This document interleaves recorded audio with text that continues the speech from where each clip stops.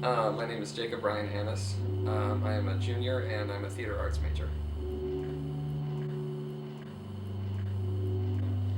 In high school especially, a lot of my friends would just hang out and mess around, and we would play all sorts of crazy games in his backyard and video games and everything, and I just loved the storytelling aspect of it, and I got really into the storytelling of theater and what kind of message that can bring across.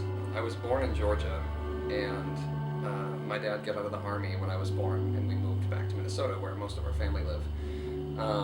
And he joined up with the State Patrol, worked with his dad for a while, and then through his connections got a job in the government. Our first big move was to get closer to DC, so we lived in Virginia for about 4 years. And then in around 2001, we moved overseas for the first time to Egypt. I only ever learned enough Arabic to get me from school to home. I just get in a taxi and go, Hadasher, Hadasher, Yalla. But it was so weird not being able to just hear people, really hear people talking. I didn't have a ton of friends to choose from.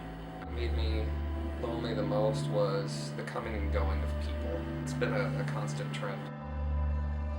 A lot of my good friends would end up in Scotland or Japan or Russia, and I would only hear from them every once in a while.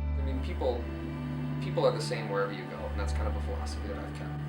Whether they're American, whether they speak English or not, there's always going to be people that you will relate to. It's so interesting to see how much of this culture that I'm supposed to be a part of is so different from how I view myself within that culture.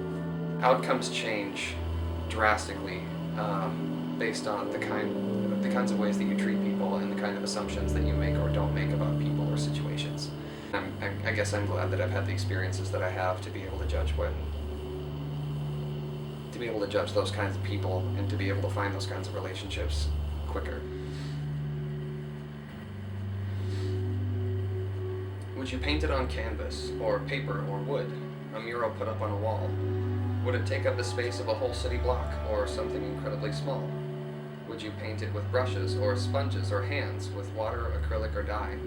Or a medium closer to spray paint or ink, with pigments as blue as the sky? Would your painting be vibrant or flashy or bland or something betwixt or between? Would your palette consist of gray monochrome shades or colors that no one has seen? If you painted a picture of all of your life, beginning to end like a book, just where would you put it, and who would you show, and how long would you yourself look?